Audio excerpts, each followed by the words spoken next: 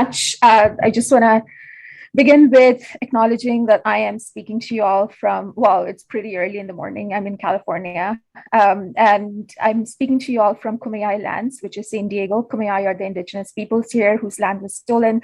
So, even to think about Adivasis and indigenous peoples here, the ways in which they've been dispossessed transnationally, that's something to think through.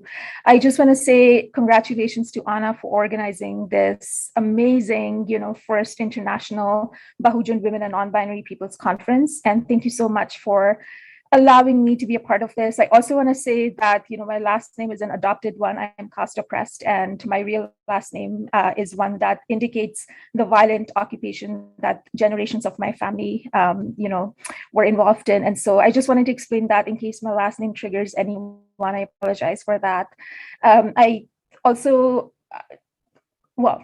I'll leave some things for later, but I also wanted to say Jai Bhim, Jai Savitri, and Assalamu alaikum to all of you. I am Pakistani Shia Muslim, and just very happy that this space is so diverse, in terms of caste, as a Dalit, and in terms of, religions as well. So I really appreciate that. So I will read the bios for the three panelists, and then each panelist will have 10 minutes, and then we will do audience questions and answers, I think, for the last 15 minutes, okay? So here are the bios. Okay, so Dr. Maya Pramod is a PhD research scholar in History Department of PG History and Research Center, Christ College, Autonomous, I apologize, Idin Jalakuda, I apologize if I've butchered that, University of Calicut, Thrissur, Kerala.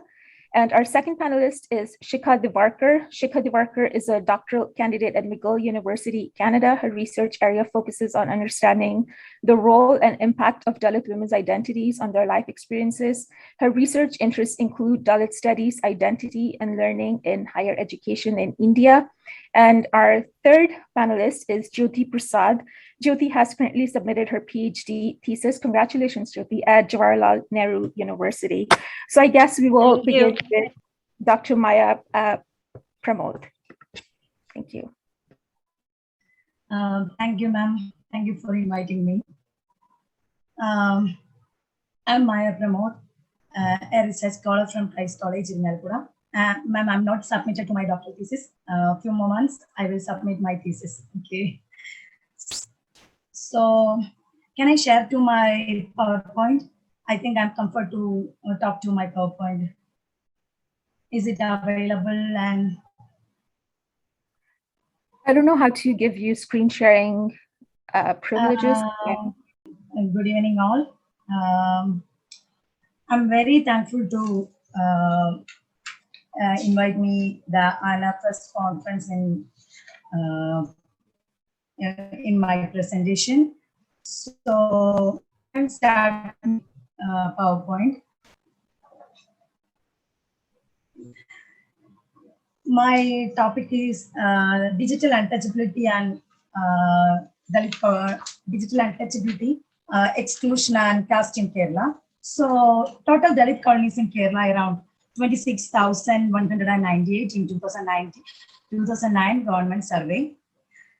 This is the one Dalit colony inside the picture.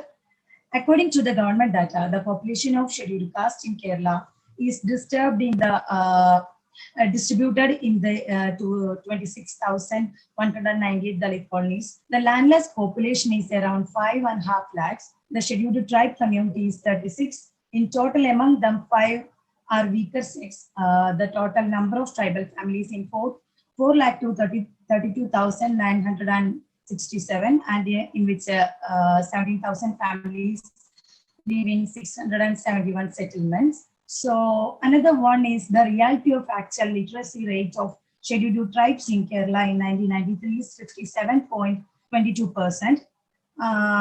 I'm adding, I'm sharing my own experience in one of the fieldwork in Attapadi Agali. It was reduced to only 2 individuals doing graduation from the 180 families in Kallakara area of Attapadi Agali. The condition of other areas is also the same. the proclaimed government aid development policies, marriage, financial aid, and stipend, lump sum grant, and other provisions are not even supervised whether they are received or not, even the students of +1 and +2. This is the reality of one of the famous tribal settlements in Palakkad district in Attapadi.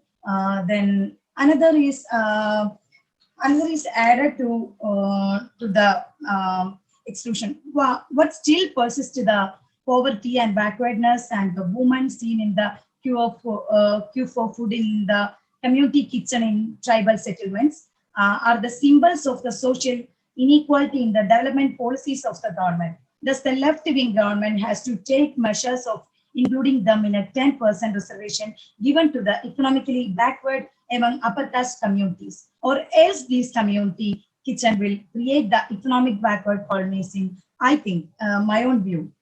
There are examples of the God nourishing poultry farm, bathroom construction, and providing auto rickshaw for employment will lead them to forefront of society in economically backward sections. This is what democracy grants to the individual. So all the land movements in Dalit and tribal fishermen and plantation worker and another backward set tells us that land is not means to retain the ecosystem. Resource allocations happens not only because of Dalits and tribes have intelligence instead of the earth of politics, power and means of survival. More than this land is means to reach into all these. Understanding the vitality of land as a resource authority will constantly change the socio-political thoughts of action in the reality of the other sides of Kerala. So other is the we all are know analysis of reservation in India in the process of reservation system. There are a lot of anti-caste reservation movements and caste reservation movements in India and Kerala. Then other is we don't forget the face of Justice for Jisha and Delta Agarwal, social exclusion of Dalit women in Kerala. In every society, social exclusion is more experienced by women than men. Dalit women face triple oppression in forms of caste, class, and gender, sometimes race after 76 years of independence. Each and every Dalit woman, even in school time, was spent in the backyards of the house where their mother worked. That the life of every woman is in the peril of debt, and she continues her life till end as a debtor. In the statement of Ruth Manorama, I added to the statement of Ruth Manorama, the most oppressed among the oppressed are women are to the condition of life. Dalit women suffer triple oppression, subjugation in terms of gender and caste because of a woman in the patriarchal domination and from the predominant of upper caste Hindu society.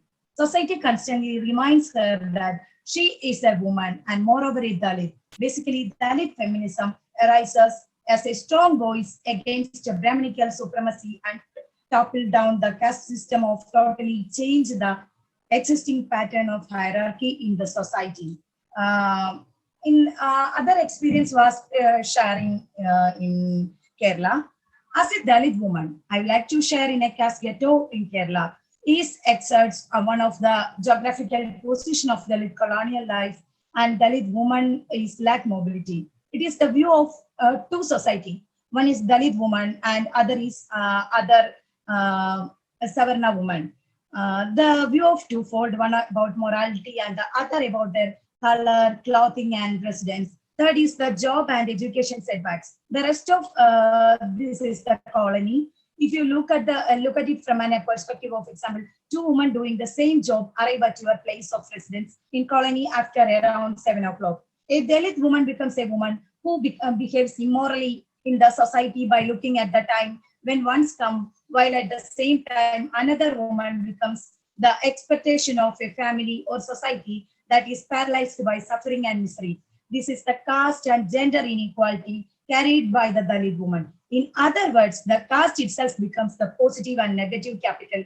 What they say about Dalit woman in the patriarchal experience of being a Dalit woman. At the same time, caste appears as something that defines a statue of woman. One thing to note is that every woman in the colonies is the head of the house, but the interior of the house is always under the control of man. The another thing is that the film and digital media and cast in Kerala, it is the really harassed space in digital media, especially in film and channels and comedy programs, memes, YouTubes, etc. One should look into the selection of black human figures in Malayalam cinema from comedy and seen movies for making trolls and memes. This is the evidence of the manners of Malayalam film actors and the racial prejudice that movies like the one of the film in action hero Biju in Malayalam movie, the black human figures of a comic character in TV channel and other comedy skits have been used to make trolls of people in colonies. Then another incident, one of the famous YouTuber criticized the people with a long colored hair in a Dalit woman or men.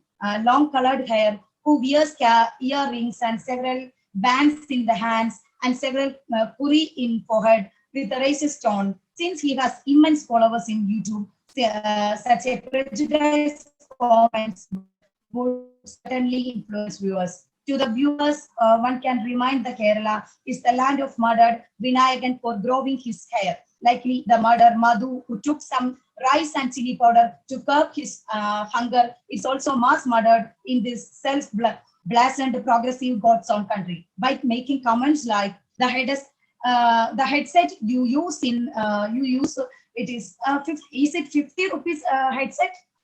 One person who worked as a teacher and now claims to be advocate once replied to the post of his student who criticized his teaching by saying that his students were from the colonies in the hill that were not even aware of the parentage. Luckily, he took VRS from his teaching service, and this could be saved many generations, or else he would be taught by his students. Then the educational assertion of Dalits and death of Devika. We are not forget this small girl in Devika in COVID-19 in pandemic situation. Kerala starts the online class. They are the victim of Devika. Another important factor is education and the pandemic of COVID-19 in the changing social scenario of navigating education in the shadows without proper plan has paved with for the institutional murder of Devika student. Devika, a Dalit student. Death of Devika is not her alone. Instead of death in entire society. In the interesting factor, in Devika's death, after people asking others, will anyone suicide for missing one or two classes? The media and other people who find this is a grave mistake from the part of the student speak this from their most privileged position. Devika is a 14-year-old young girl. Education is the only means for upward progression of Dalits in the society, and how a 14-year-old can stay calm rather than panicking when it's felt that her wings to dreams are going to cut off. She's made to look into the social position which she belonged to, and it is the age-old notions of caste discrimination and separation that have been prominent in the society of Kerala. That is the reality of education in the higher education and education in the Kerala, in the curriculum of Kerala. They are not viewed to the Dalit history in Kerala. Then end of the social justice and community. The indigenous people and the real owners of the land are driven from their land and kept aside in the colonies. From their government, bureaucrats and forest rights have paved the way for transforming their life traditional way. In the amidst non-legal erection of the cross-claim ownership of land has reduced the importance of the marginalized tribes. I think it is the it can be explicitly claimed that all the consequences of socio-economic problems are suffered by Dalit women particularly. Like this is evident in the Dalit colonies in Kerala. There was adequate representation of Dalit tribes and other representatives of backward communities in the formation of plans and socio-economic digital packages. The exclusion of Dalit and tribes from the trial classes has marginalized them throughout the Dalit ghettoization. That is the real ghettoization Sorry, of apologies. Kerala. Apologies, Maya. You are Thank you. on time, so if you want to take another. No, ma'am, it's over. Thank you. Okay. Okay, my apologies. Thank you so much. Next, we will move to Shikha.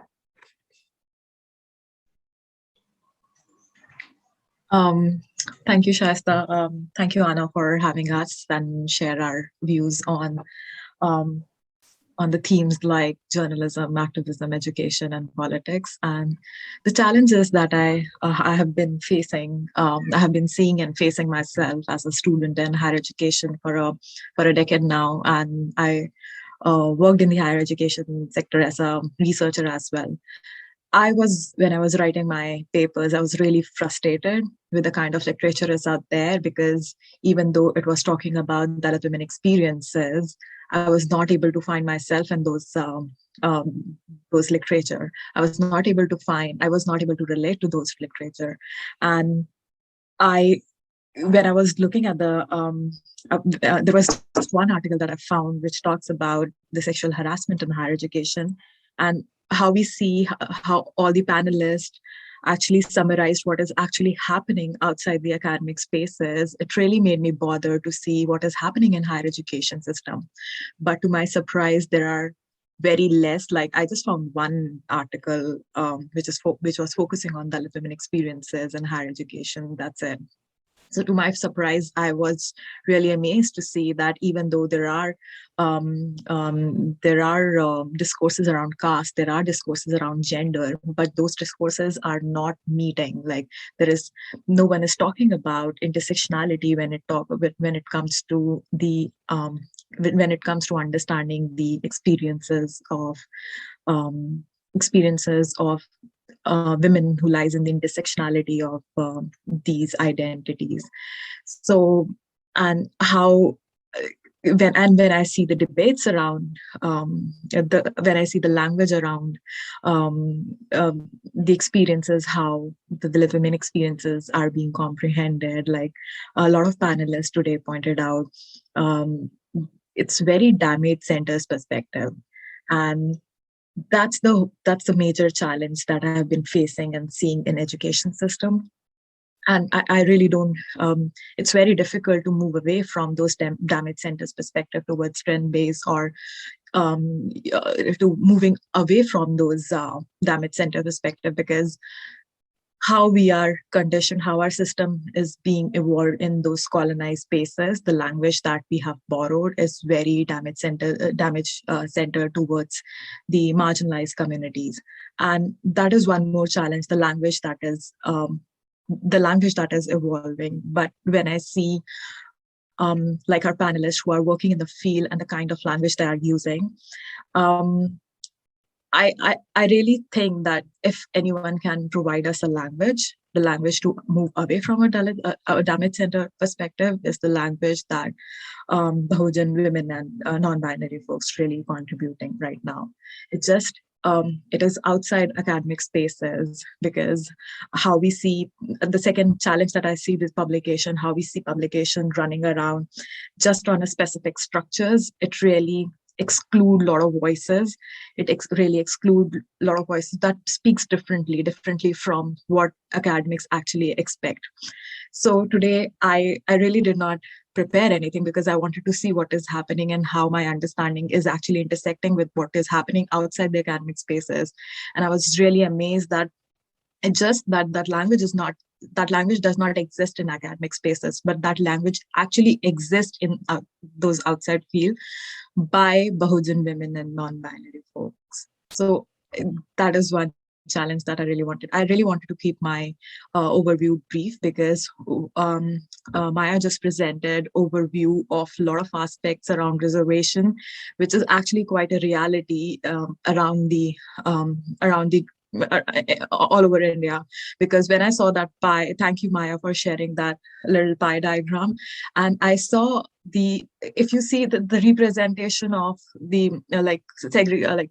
division of the reservation, and yet you see people criticizing reservation, I feel, how can you, like, I really sometimes I get frustrated that questioning reservation, it really puts a lot of students' mental health into question, because I have came across a lot of students who feel guilty of taking reservation, because there are discourses, there are slurs around those students from the privileged caste people, that, oh, you take reservation. But when you see the numbers, when you see the seats are not filling, when you see there is a lack of representation, and yet you are questioning reservation, I really don't know how they question that. So thank you, Maya, for giving a overview, a brief picture of what is happening in Kerala, which quite represent what is happening in India. Thank you. Thank you so much, Shikha. I have so many questions for you, but I'll hold off on those. So let's move on to our third and final panelist for this panel on education, Jyoti. Welcome, Jyoti. Yes, thank you, Shukriya. Hello to all. Actually, I'm not going to talk about Beti Padhao, Beti Bachao, because it's like different. But what happens when a daughter reaches out inside the college, the boundaries? It's very invisible, but very visible to me. And I'm going to talk about, on the behalf of my own experience, because I have taught in the non-collegiate system in Delhi University for 3 years, and in this system, the teacher, she or he has to teach for 1 day in a week. So for me, it's like I'm very young, and for me, it's very different. But for Dalit teacher, it is always something more than that. The teaching, when Dalit teacher enters in the college, every eyes is different and gives the feeling of question, the caliber of teaching, the secret observing act of dresses, what you are wearing, the language, the knowledge of the subject, the medium, the grammar, or the and the errors. So these are symbols and, like, practices which do not apply for the other upper caste people, but for us it is applying always there. So getting and having job in the college is not just enough. There are certain little struggle always are there available for a Dalit teacher, and they have to deal with it all. So sometimes they come as a light talks of sometimes like a blow. It happens every day in daily experiences, and it all is deposited on the mind. All the surrounding is filled with those action and talks can easily defy the caste and class. So I have seen many my Dalit colleagues, they always try to get match with other teachers, but it's not very easy. So now I'm going to talk about where you find these things, when you feel that your college is not yours college where you are teaching. So structure, the staff room, walls, and the classroom. The decoration of the staff room is also like a part of discrimination. The walls are often with paintings or photographs of political icons. Most of them are come from upper caste. The wall do not speak to Dalit teachers. The meaning of art is different for me, for us. We are the people who are coming from struggle in every field. We have been doing labor for the years. So our sense of observing the art is related with pain and struggle and many things. We see art for not having joy only, but relating the our history of labor, or sort of shrum, the pain. So when I see the colorful paintings on the walls of the college and school, I become like just a spectator, not the observer of person who can relate it with all. The other space is classroom where the young sit for education. We all come from different backgrounds. Our caste and class still with us when we are studying or teaching, but these elements always exist behind the curtains. Normally it is the teacher who is the ultimate authority in the class, but when it comes to a Dalit teacher, the power structure keep changing dramatically. It's very different. The student who are coming from upper caste, they want to know your complete name, including your surname and the dresses you're wearing, the language. If you are not, if you are not speaking English, so they think, oh, she is that. So there are so many things. I can tell you several examples what I have got in the classroom.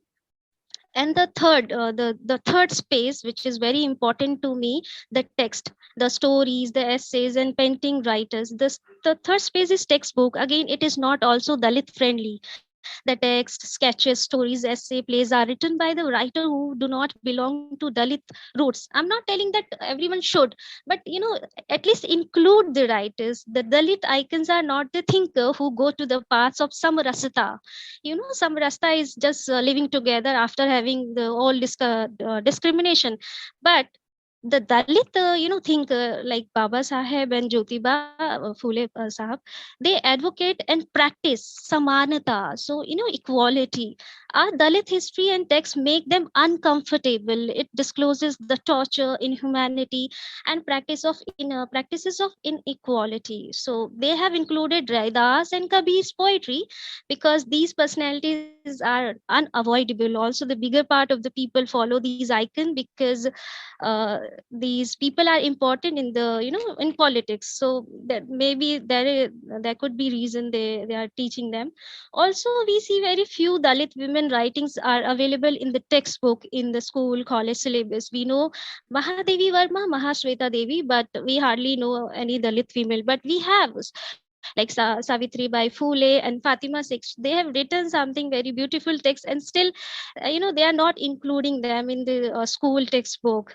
And of course, we all know about Baba Sahib's efforts, that what he has done for women rights. So, in a nutshell, if a Dalit teacher wants to do Dalit pedagogy practices in educational institution, then all the visible and visible resources are not very Dalit friendly.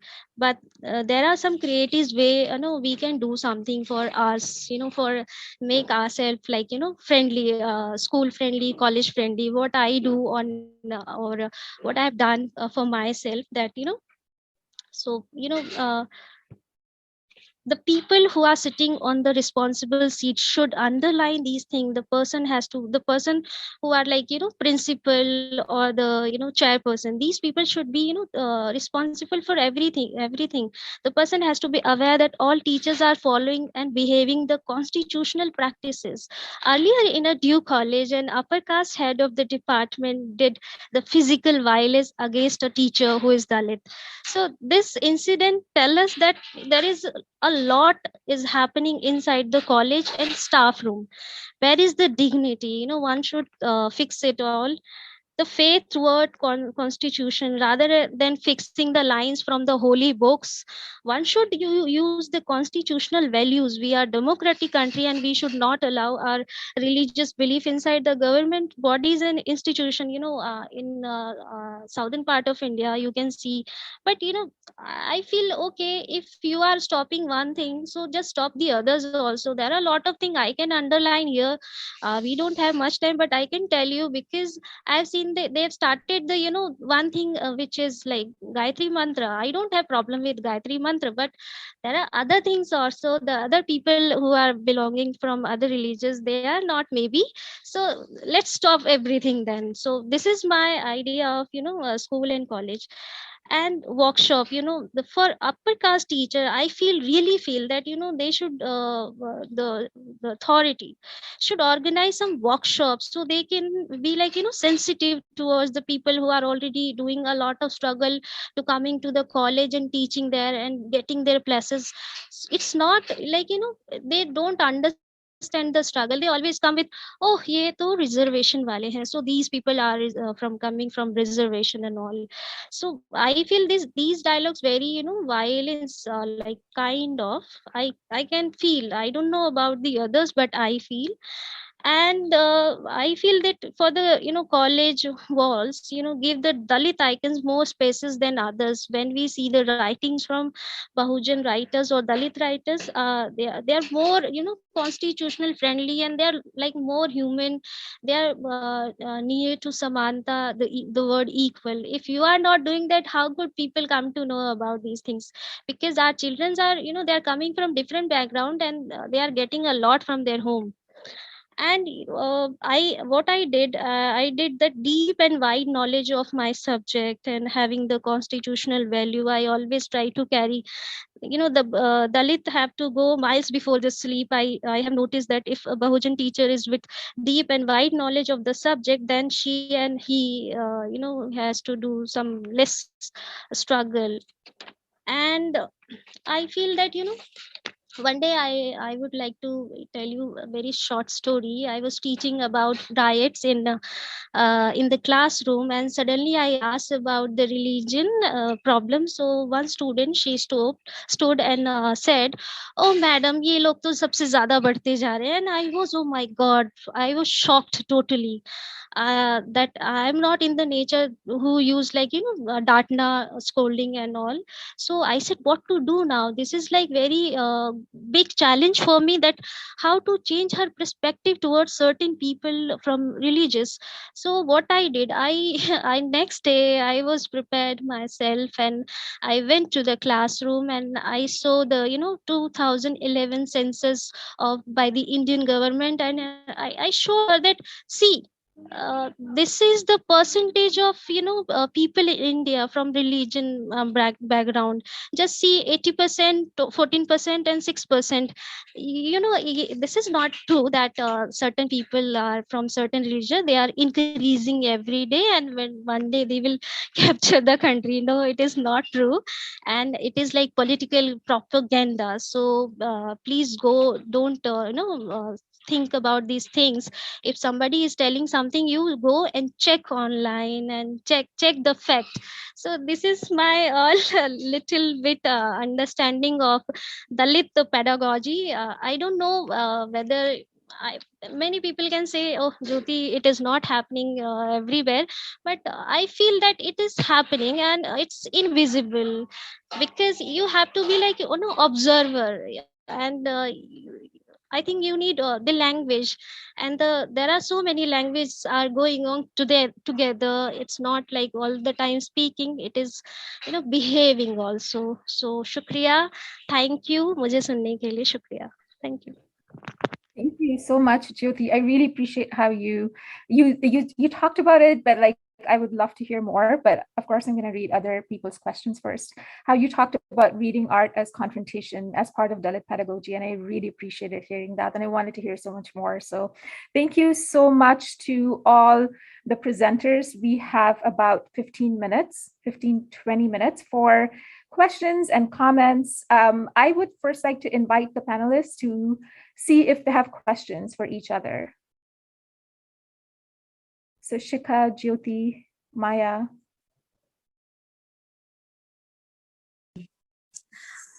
Ma'am, I think the coordinators will send it to you 3 questions, like my own opinion.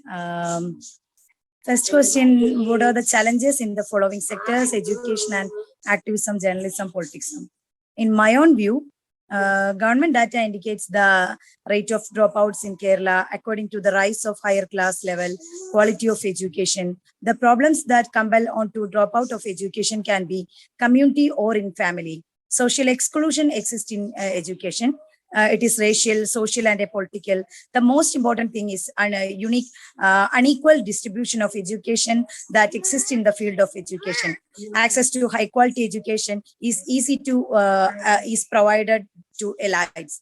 Here, Dalit students are neglected in terms of caste, language, individuality, and society. Then another question, how to overcome these challenges?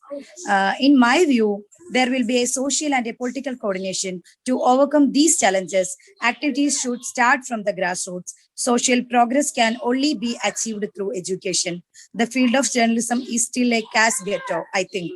Then how are the Bahujan women contributing in education, activism, journalism, in politics? Like Dalit women have a significant role to play in education, activism, journalism, and politics. They accurately empower the social and capital they can earn through their education. They interfere all important sections and exist for the social and the legal justice. From the articles to various actions are their field. Thank you, ma'am. Thank you so much. I apologize. These questions were not sent to me, so I had no idea. But, you know, Shikha and Jyoti, if you would like to also respond to any of those questions or ask each other questions, you know, you don't have to stick with that script. I don't think so. I have a question. But it was really interesting to hear what Jyoti said later on about those experiences that she had as a teacher. And really, sometimes we are stuck in a situation where we don't know how to even address that, and that calls for more discourses around these issues and education spaces, because sometimes we are stuck how to even address it. And so I saw someone actually commented that instead of fighting with them, better to concentrate on ourselves to keep ourselves strong. I agree with that statement, but sometimes it's really difficult to separate both. Sometimes it's even though if we want to concentrate on ourselves and grow and empower our people, it's really difficult not to. It's really difficult not to get into space where you don't fight with them. Like, it's not a choice. It's something that we have to deal with every day, I guess.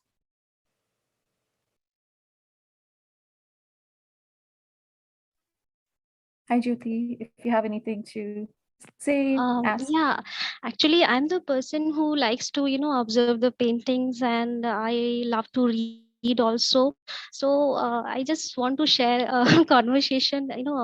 So one day we were all sitting like 4 to 5 teachers, and most of them they were from English literature and all. So, but I am the person who is from Hindi literature and Dalit community. I don't know what is working there, what was working at that time. So they were talking about Virginia Woolf and Toni Morrison and Alice Walker. So I said, yes, I love her. The Color Purple novel. It's very wonderful, and it gives the chances to understand that how the black women, they were suffering or they're still suffering. So one teacher said, oh, तुम भी जानती हो, you also know this. So I got wonder. I said yes. And same it is with, one day it happened with this Resurrection by Lev Tolstoy. So they think that, Dalit people, they are coming just to, they are getting the chances from reservation, and they don't know, and they don't have understanding to understand the literature and the language. But I'm the person, I follow everything. So I said, yes, I know about Frida Kahlo, I know about Souza, I know about many popular painters and all, just because I love to observe them. So, and this is not the thing that you are coming to judge me on this point. But I'm telling you, in the staff room, being a black Dalit woman, I can tell you several things. They happens, and most of the time I do not reply, because I feel like it's the waste of time, and I think I should read some pages of book. So it doesn't mean that I'm not standing for myself. I'm standing, but I know where to stand, where to give your word, because I there is a Arabic proverb that if you said something, you are the slave of said word, and if you don't serve, you are the boss of unsaid word. So I follow this all.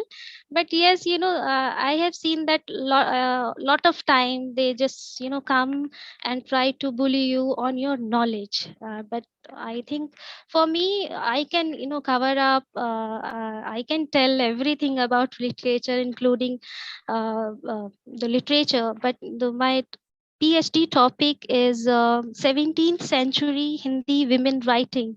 So most of the time I just travel in this history. But one thing is very disappointing me also when we see academic things, that there were no Bahujan women in that time. There is one lady and she used to say riddles. So I feel so sad for my community. But when you go, like, the oral history, there are so many folk songs are available, and you can search out a lot of pedagogy tool what they were using at that particular time to take their stand. There are a lot of things. So I think I'm just speaking and speaking. Thank you so much for listening. I'm done. No, thank you so much, and Jyoti and Maya. And I know Shikha probably is a little bit more early in her journey towards her PhD, but like I'm so excited that you all are doing this. Is it okay if I ask Shikha you a quick question? I was just I'm a diasporic person and I grew up in diaspora, and so my experiences are based here in North America. And one of the things I've noticed is that while we were not talking about caste because of discrimination and hiding it, for generations, my family changed their last name, and so it's like, why talk about caste now, because we've tried to escape that. And so just given that and what I've seen in the last 10 years, thanks to the efforts of Dalit women in North America, so for example, Equality Labs, then Marie Soundarajan and others, people have started to talk about caste, but it's upper caste people who are making careers, who are, who are writing their books, who are winning tenure, who are, there are 4 or 5 Savarna scholars who are at every single, conference, and sometimes, unfortunately, coddled by our own people, our own communities. And so I was just wondering, what do you think? What are some of the ways in which we can make caste legible in academia, in North American academia, but not using the grammar and the parameters that are set out by upper caste scholars? Anything you want to share? I would love to hear. This reminds me of my recent initiative that I'm working on. I'm planning to start I have already planned, everything is planned. It's just waiting for recording. I am starting a podcast for Dalit women, a space just for Dalit women to talk about their experiences. And the reason why I want to start is because, like Shaista, you said that, the discourses are from, the spaces are dominated by Savarna people, and, they are the ones who are being a gatekeeper in a lot of things, a lot of fronts. My reason to start this podcast is to understand the whole, basically shift the narratives, shift the discourses from understanding caste system from religious scriptures to understanding caste system from the lived experiences of Dalit folks. And this will really, because often we face this criticism that that you are reading a wrong translation. That's not how it is said. That's not how caste system was, and other things. I really don't want to get into those discussions where I'm criticizing or, getting into those discussions around translation, wrong translation, right translation. Do you have access to the original script and whatnot? I was like, no, I am done with those theoretical dimensions of caste system. I need to move towards the experiential dimension of the caste system, how caste system is being practiced and how it is affecting Dalit women and Dalit folks in the Indian society, South Asian diaspora. So I guess we need to have more conversation. We need to have like I see today, like there are voices that exist in the spaces. It's just our academic discourses are, I don't know whether I should use the word ignoring those voices or I should use the words like being reluctant to include those voices.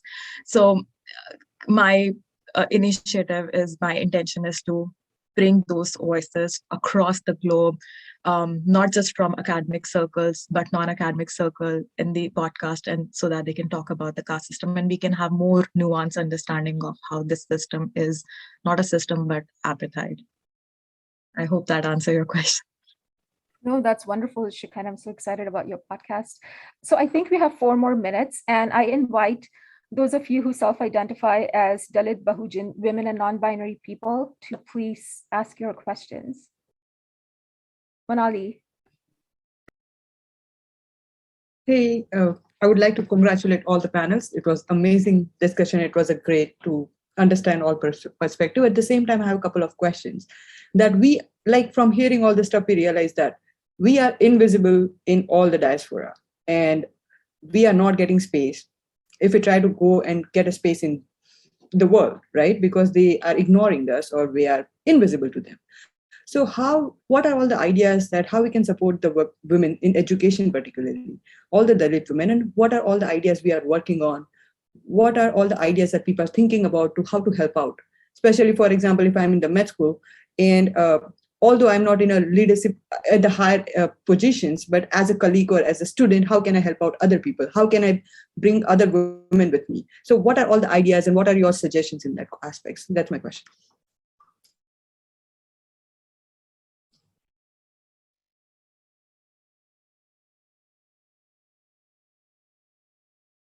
Can I just say that some of us are working on compiling a list of scholarships and fellowships, etc., grants that Dalit students in, well, just because in North America can apply to, because I think so many of us are first generation in the sense that, you know, some of us are, even our siblings are not educated. And so we are one of the exceptional ones who had an opportunity to be in, you know, to get to grad school or whatever, and then become professors. And so we are doing that sort of work because there is so much knowledge, and Savarna networks are so strong and so powerful, and they know everything and our people know nothing.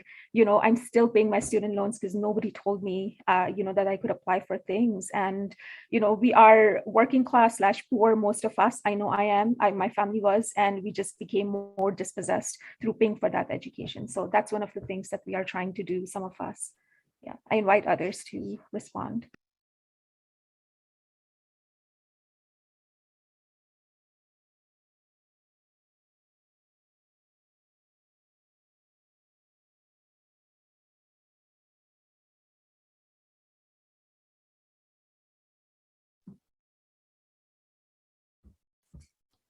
Yeah, that's okay. I mean, we can again, reconvene these discussions if we don't have any particular strategic answer right now, but it's a good brainstorming discussion to have going forward.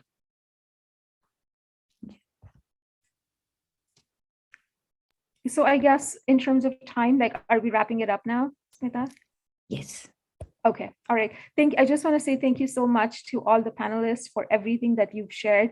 I hope that, you know, somehow we can stay in touch, and there are so many other questions that will come up for us. And I just want to say, Shikha, congratulations on starting that podcast, Jyoti on almost finishing your dissertation, and Maya, same to you. So I'm just so grateful that I was invited to be part of this space. Thank you.